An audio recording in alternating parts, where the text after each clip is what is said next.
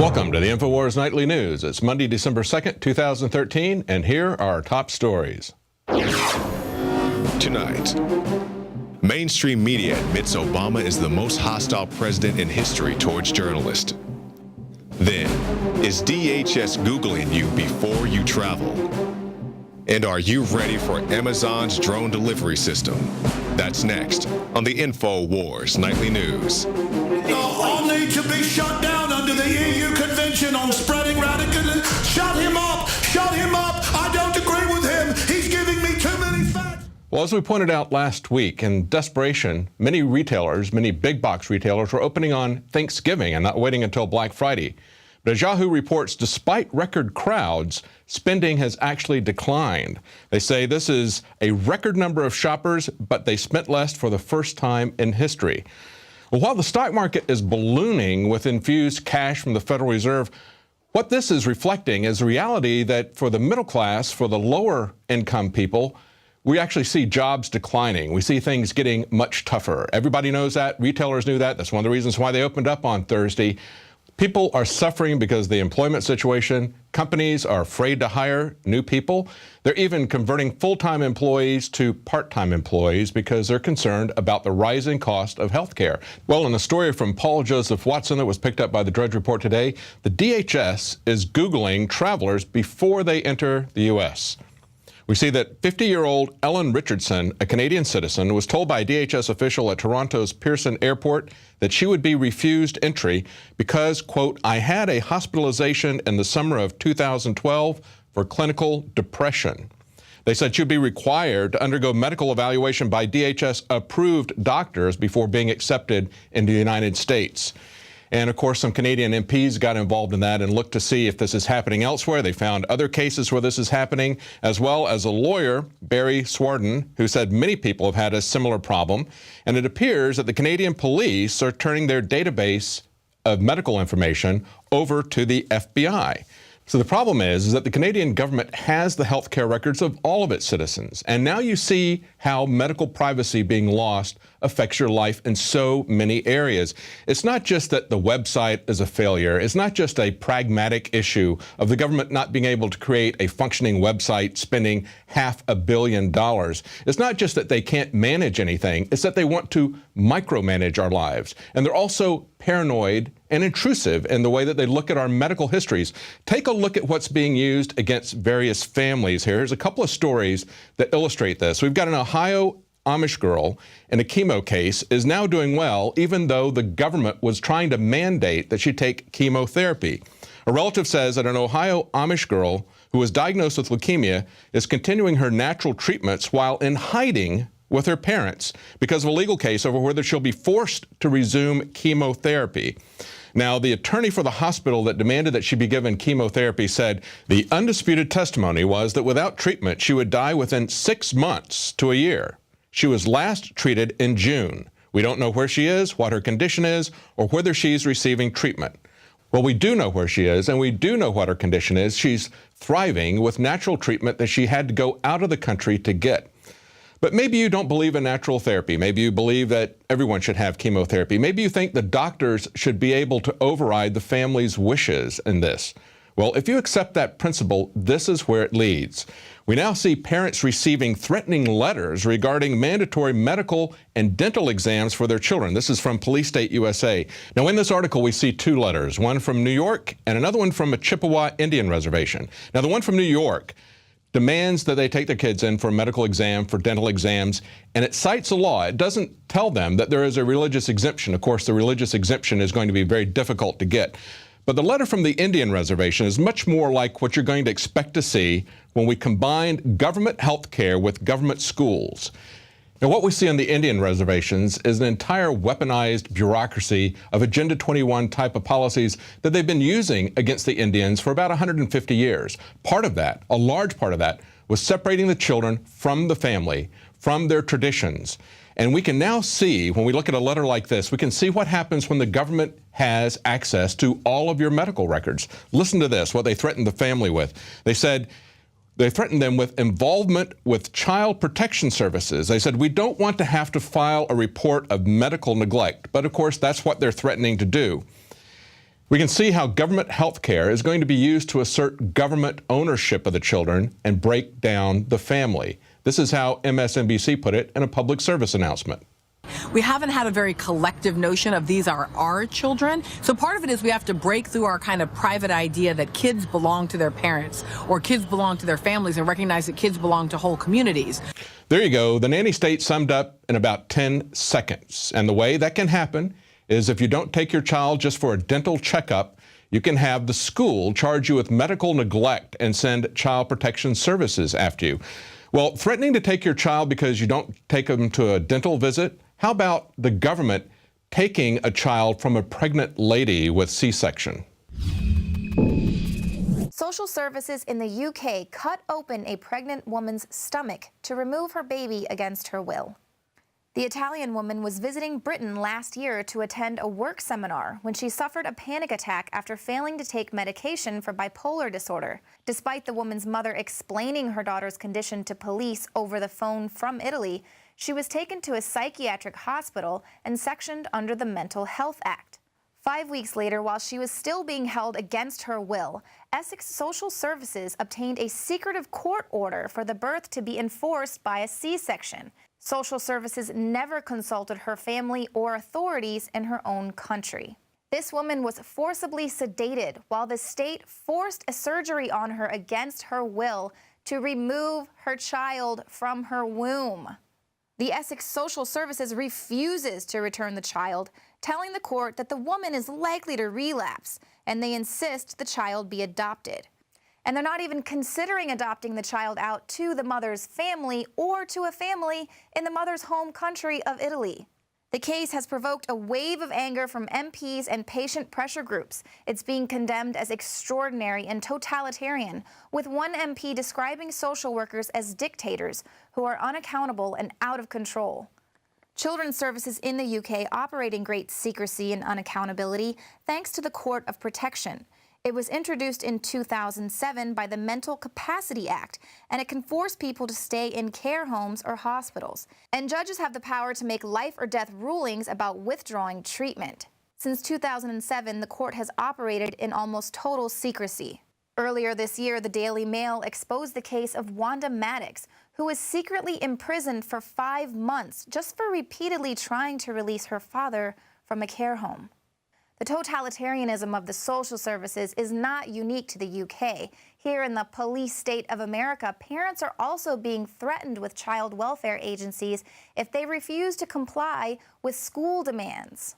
These 2 letters were sent to parents warning them they'd be reported to CPS for failing to make dental visits every 6 months. The law states that the health certificates can only be signed by medical staff who have been authorized by the state. So what does that mean for parents who might be anti-vaccine or who refuse to treat their children's teeth with toxic fluoride? The government has usurped the role of parent away from actual parents. Some schools won't allow lunches to be sent from home unless they're accompanied by a doctor's note, while another school fined this parent $10 because her healthy home-packed lunch didn't meet food guide requirements, which apparently include GMO and high fructose-laden crackers. And what about this Tennessee father who was arrested for picking up his children from school on foot rather than by a vehicle? He was arrested based on school policy and not a law. We've heard about the family in California who had to fight to get their child back from Child Protective Services after they dared to go for a second opinion. And then, of course, this Amish family who went into hiding in order to keep their daughter from forced chemotherapy, even though tests have shown that her cancer is gone. What this all boils down to is just training you to understand that the state owns your children, and there won't be any negative consequences for you if you just transfer the authority of your children over to the government. And the federally mandated maternal, infant, and early childhood home visiting program that's rolled into Obamacare means that the state will perform home inspections at any time to ensure that you're complying with their version of health care. I'm Leanne McAdoo reporting for the INFOWARS Nightly News.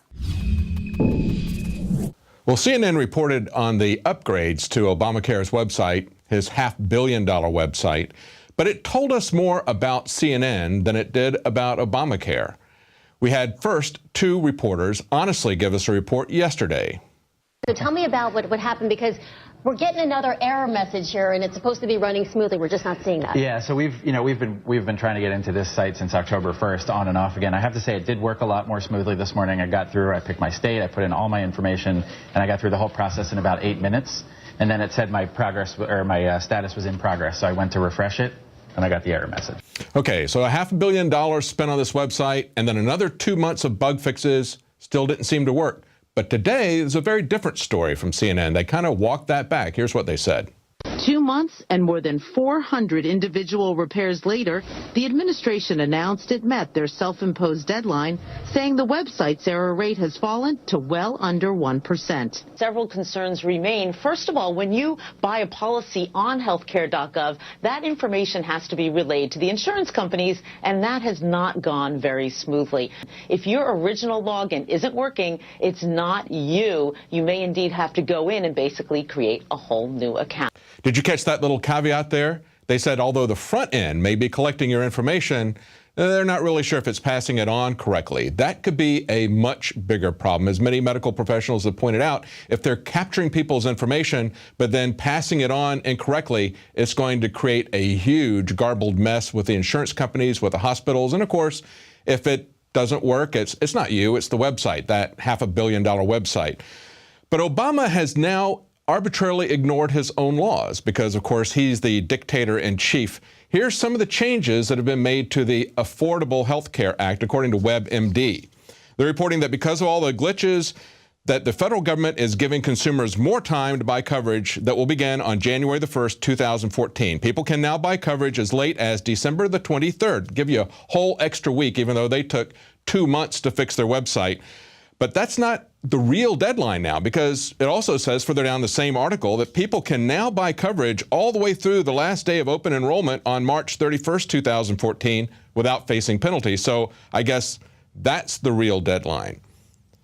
We don't want to lose track of the fact that the feds can't get a website functioning besides spending this kind of money, but it's really not simply about the efficiency, about the pragmatism. We got to realize that the real issues here are that people can't get health care that they want. Their choice is being taken away, and millions of people are losing health care coverage, and they're losing their affordability. Of course, they called it the Affordable Health Care Act. That's the one change they haven't made, is to make it affordable. When people are spending up to 5 times as much for their health insurance, they're not going to be going out and shopping on Black Friday. There we go, right back to where we started. That's one of the major things dragging this economy down, is Obamacare and the threat of Obamacare, the economic cost of Obamacare, besides the civil liberties issues. But CNN did a real nice job covering for the Obama administration. And as a result, we see that their ratings are falling like a rock. MSNBC took a more careful look at the Obama administration. We're going to have that right after the break, so stay tuned.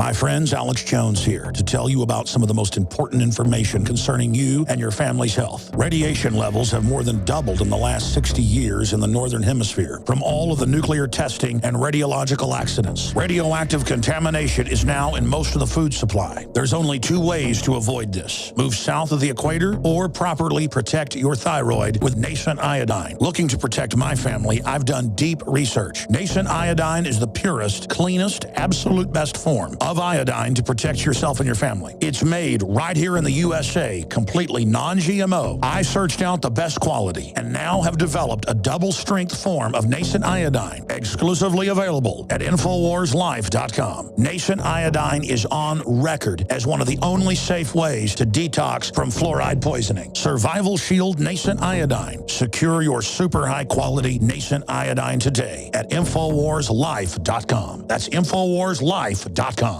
Introducing Pro One. All of your filtration in one system, portable, on the go. No more do you have 2 or 3 filters to just reduce sodium fluoride. You have a system that cuts out the sodium fluoride and up to 95% of hydrofluorosilicic acid. Advanced manufacturing technology combines silver-impregnated white ceramic with new Aquamedics advanced media for removal of fluoride and other heavy metals, all in one filter element. It is the only one that does it, and out of the gates, we have it discounted at 10% off with promo code WATER. This is the only system that in one unit helps reduce or remove pesticides, herbicides, chloramines, ammonia, and chlorine, hydrofluorosilicic acid, the most common form of fluoride not covered by other fluoride filter brands, and sodium hexafluorosilicate. Get your Pro Pure with the new Pro One filters today at InfoWarsStore.com or by calling 888-253-3139.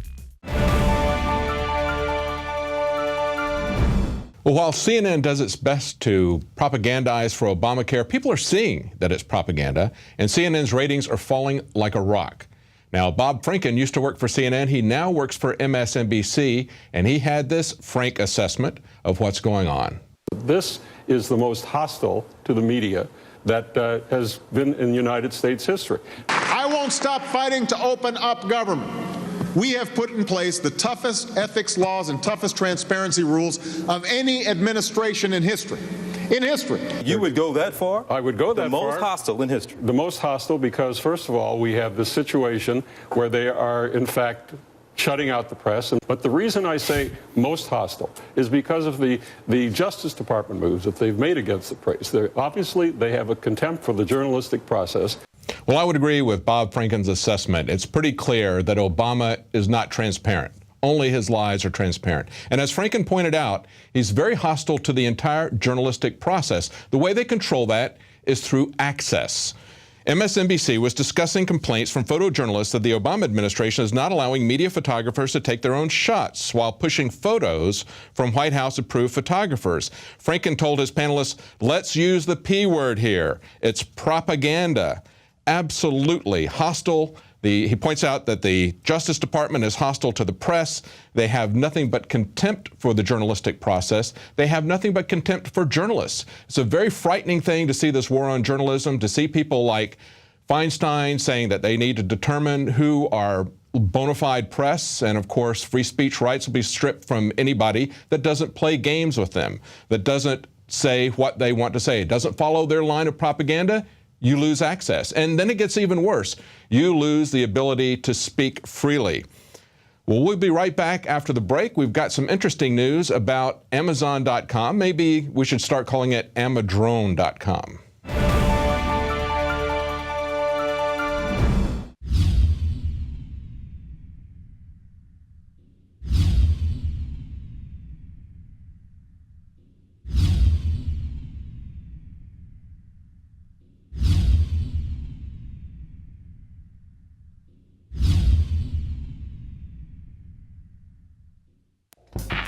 We're on the march. The empire's on the run.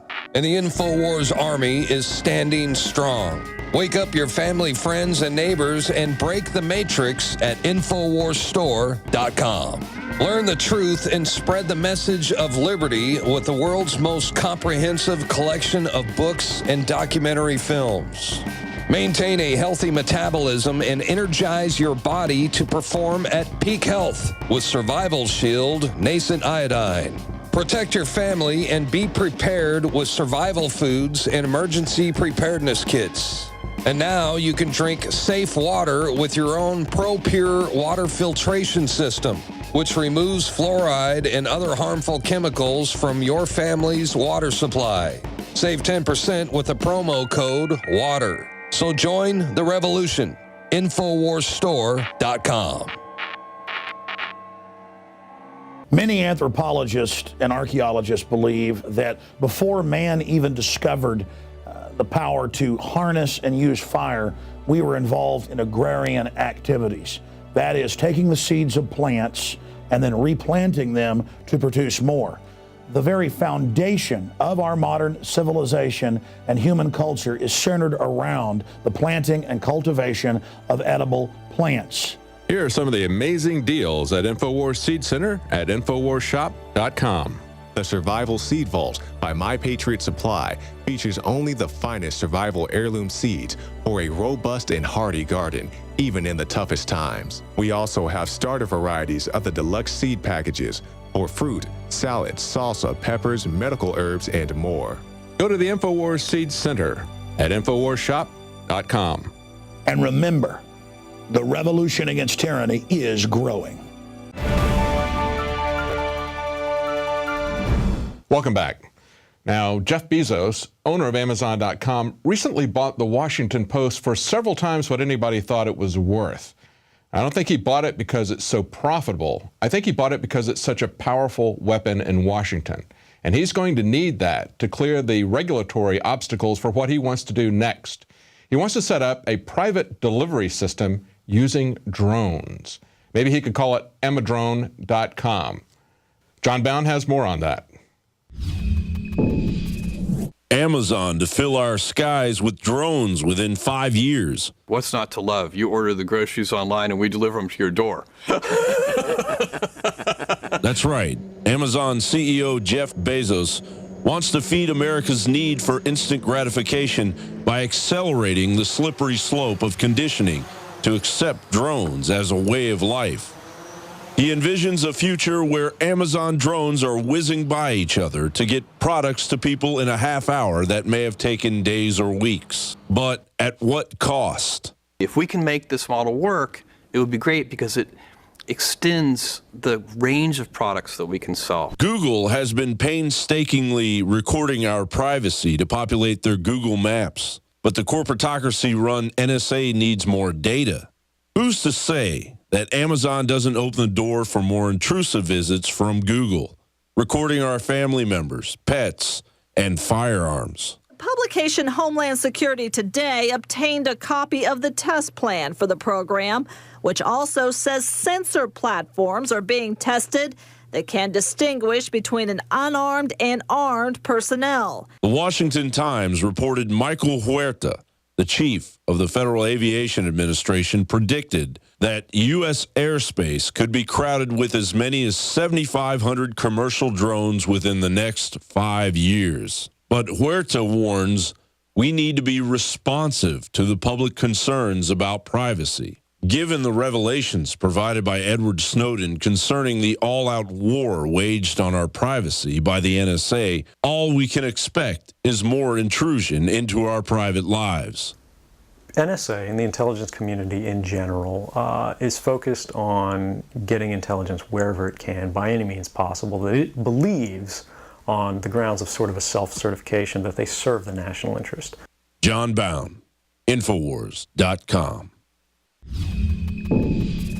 Well, in what seems to be a continually recurring story, we have yet another case of somebody committing a crime, supposedly according to the cops, by filming the cops. They're allowed to film everything we do, and they do. Not only in their squad car, but with cameras everywhere. But if we take a picture of them, that's a crime, especially if we do it in front of the cop. This is what happened in Canada. We have a video here taken by this man's 17-year-old daughter. He winds up getting beat up, handcuffed, and arrested. And his crime, of course, is just photographing the police and doing that in front of the police.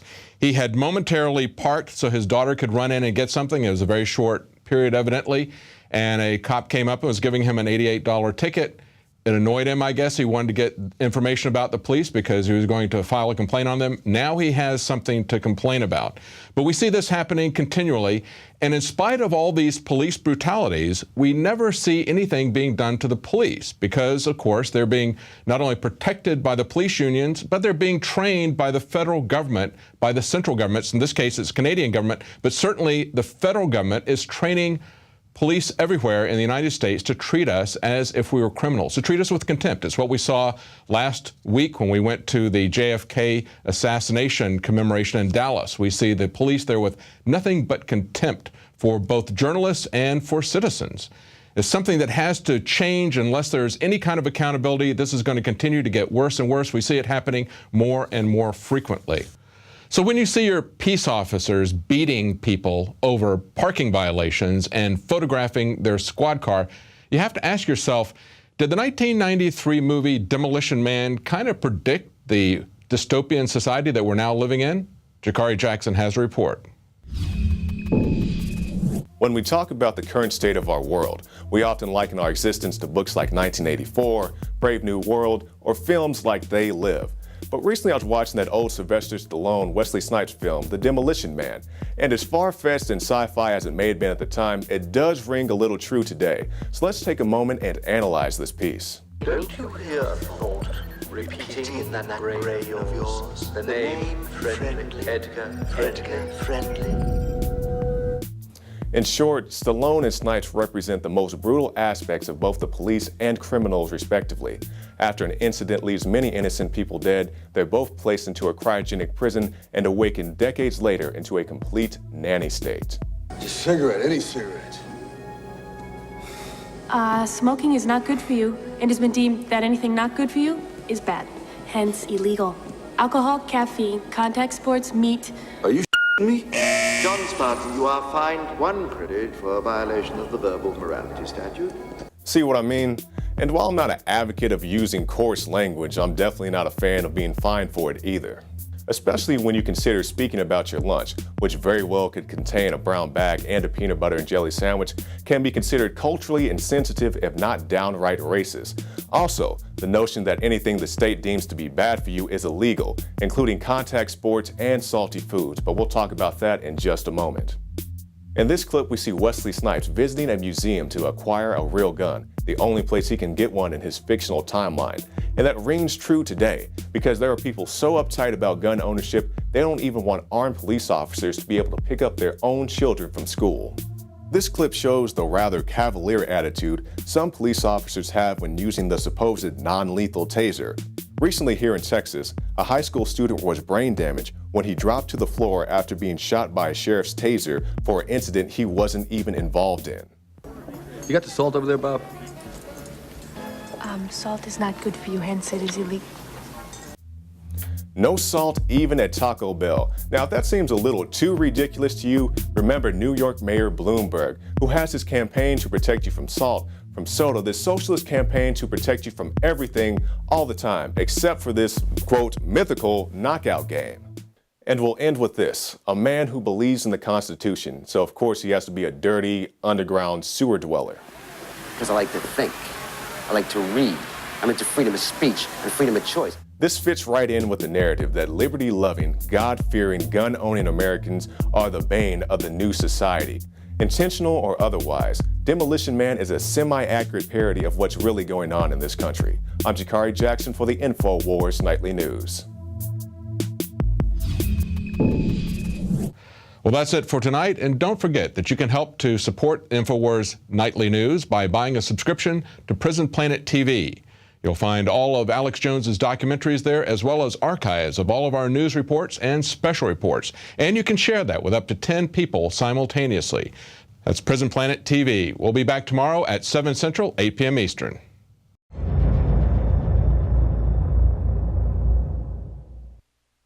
Now you can watch The Alex Jones Show live as it happens at Infowars.com/show. You'll find links to all of our content there and a free 15-day trial for Prison Planet TV. More than 60 movies and documentaries all in one place at Infowars.com/show.